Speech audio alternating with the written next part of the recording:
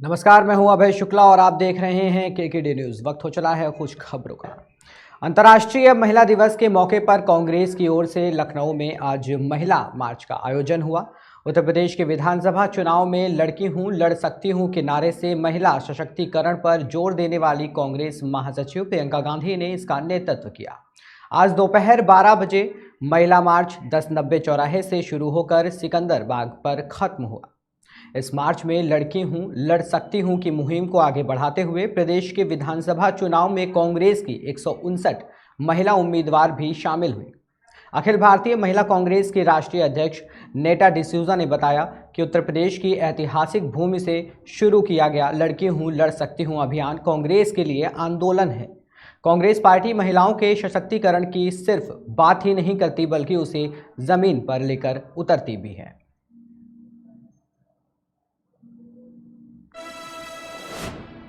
उत्तर प्रदेश में आने वाली नई सरकार को कर्मचारी आंदोलन का विरोध झेलना होगा। रिक्त पदों को भरने की मांग को लेकर कर्मचारी संगठन आने वाले दिनों में बड़ा आंदोलन करेंगे।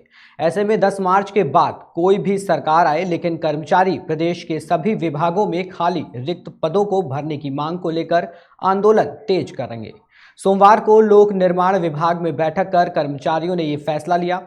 उत्तर प्रदेश चतुर्थ श्रेणी राज्य कर्मचारी महासंघ ने रिक्त पदों को भरने की मांग की है। प्रदेश में 200 से ज्यादा विभागों में 4 लाख से ज्यादा राज्य कर्मचारियों के पद खाली हैं।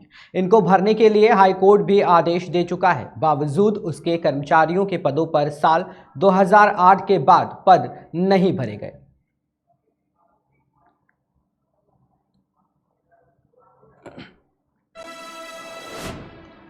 मेरठ के पल्लवपुरम से तेंदुए की मौत उसे सहारनपुर खींच लाई। 5 मार्च को मेरठ में तेंदुआ सड़कों पर दौड़ता रहा और लोग उससे जान बचाने के लिए भागते रहे।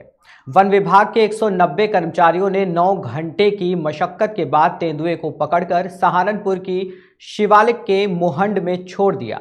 लेकिन सोमवार देर रात शिवालिक वन विभाग के जंगल में करंट लगने से तेंदुए की मौत हो गई। तेंदुए की उम्र 3 साल बताई जा रही है। सुबह खेतों की तरफ गए किसानों ने मृत तेंदुए को देखकर वन कर्मियों को इसकी सूचना दी, जिसके बाद डीएफओ शिवालिक और वन क्षेत्राधिकारी मोहंड टीम सहित मौके पर पहुंचे और घटनास्थल की जांच पड़ताल की। तेंदुए के शव को रेंज कार्यालय लाकर उसका पोस्टमार्टम करा और उसका अंतिम संस्कार किया गया। बता दें कि इस पूरे मामले में मेरठ वन विभाग की बड़ी लापरवाही निकलकर सामने आ रही है।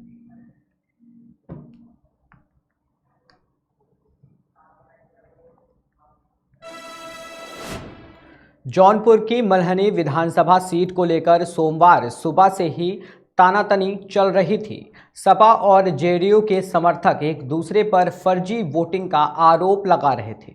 मतदान समाप्त होने के बाद रीठी में 2 दलों के समर्थकों में मारपीट हो गई, तोड़फोड़ और पत्थरबाजी भी हुई। इसके अलावा फायरिंग भी की गई। घटना में सपा का एक कार्यकर्ता घायल हो गया, जिसे वाराणसी रेफर कर दिया गया है। सपाइयों का आरोप है कि उसे गोली लगी है, लेकिन पुलिस प्रशासन के लोगों ने इससे इनकार किया है।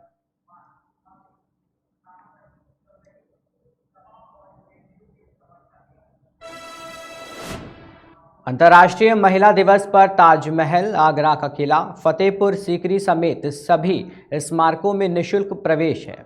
भारतीय पुरातत्व सर्वेक्षण के निदेशक स्मारक डॉक्टर नवरत्न पाठक ने ये आदेश जारी किया है। ऐसा पहली बार है कि जब महिला दिवस पर पुरुषों को भी स्मारकों में बिना टिकट प्रवेश दिया जा रहा है।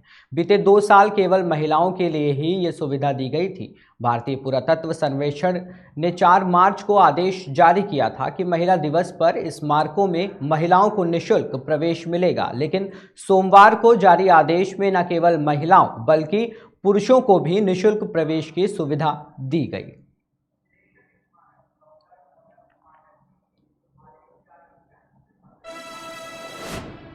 पश्चिम बंगाल की मुख्यमंत्री ममता बनर्जी का विमान दुर्घटनाग्रस्त होने से बच गया।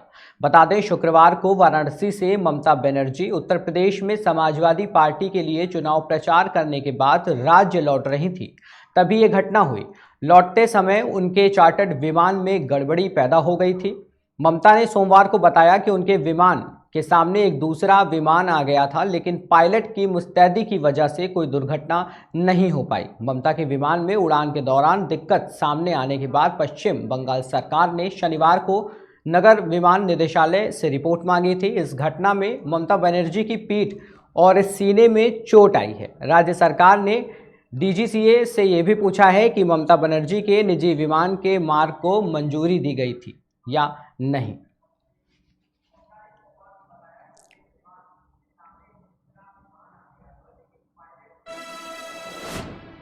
अमेरिका के आयोवा में एक स्कूल के बाहर गोलीबारी में एक व्यक्ति की मौत हो गई और 2 अन्य लोग गंभीर रूप से घायल हो गए। डेस मोइनेस पुलिस ने सोमवार को एक प्रेस वार्ता में बताया कि ईस्ट हाई स्कूल के मैदान पर पीड़ितों को लगी गोलियां पास से गुजर रहे एक वाहन से चलाई गई थीं। जिस हादसे में एक संदिग्ध को हिरासत में लिया गया है, लेकिन उस पर तत्काल कोई आरोप नहीं लगाए गए हैं। अमेरिका के एक न्यूज़ चैनल ने बताया कि स्कूल के मैदान पर सोमवार दोपहर को गोलीबारी के बाद एक संभावित संदिग्ध को हिरासत में लिया गया है। पुलिस ने बताया कि अभी ये जानकारी नहीं है कि जिन 3 किशोरों को गोली लगी है वे छात्र थे या नहीं। उन्होंने कहा, ये दुखद है कि हमारे बच्चे अस्पताल में हैं। हमला क्यों किया गया, इस संबंध में अभी कोई जानकारी नहीं मिल पाई है।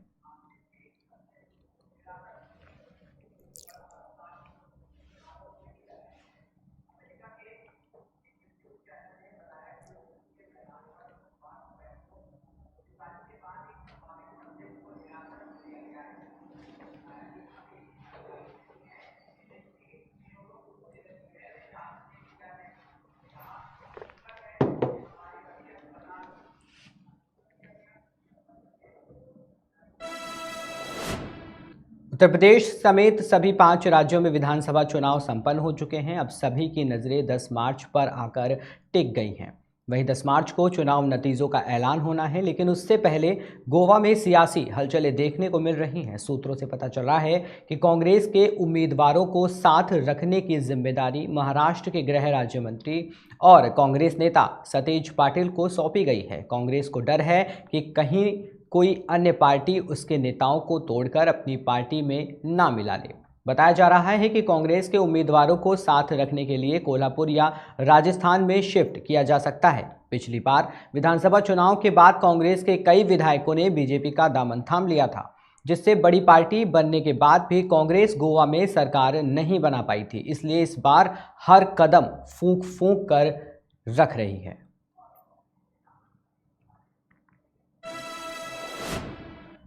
रूस और यूक्रेन के बीच युद्ध के चलते डॉलर के मुकाबले रुपए में कमजोरी लगातार जारी है। वहीं मंगलवार को शुरुआती कारोबार में अमेरिकी डॉलर के मुकाबले रुपया 9 पैसे फिसलकर 77.02 पर आ गया है।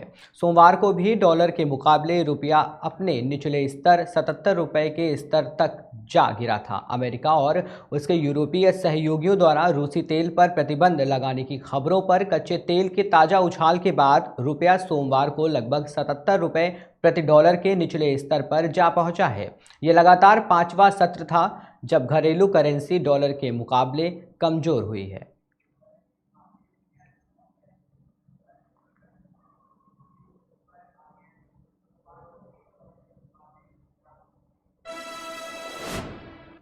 कश्मीर के जिले बडगाम से एक लाइट इन्फेंट्री यूनिट का एक जवान लापता हो गया। सोमवार शाम से जवान लापता बताया जा रहा है, जिसके बाद से अब तक उसका कुछ पता नहीं चल पाया है। जवान की पहचान बडगाम जिले के लुकरीपोरा खाग इलाके के निवासी मोहम्मद समीर अहमद मल्ला के रूप में हुई है। बताया जा रहा है कि जम्मू में तैनात समीर छुट्टी मनाने के लिए अपने घर आया था और सोमवार शाम से ही वो अपने घर नहीं लौटा है। जवान के परिजनों ने उसको कई जगह ढूंढने का प्रयास भी किया, लेकिन अभी तक कुछ भी पता नहीं चल पाया है। इस मामले के बारे में बात करते हुए पुलिस अधिकारी ने घटना की पुष्टि की है। पुलिस अधिकारी ने कहा है कि सीमर के ठिकाने का पता लगाने की कोशिश लगातार जारी है और जल्द ही उसके बारे में पता भी लगा लिया जाएगा। वहीं मामले की जांच चल रही जल्द ही जल्द इस बात का खुलासा भी कर देगी।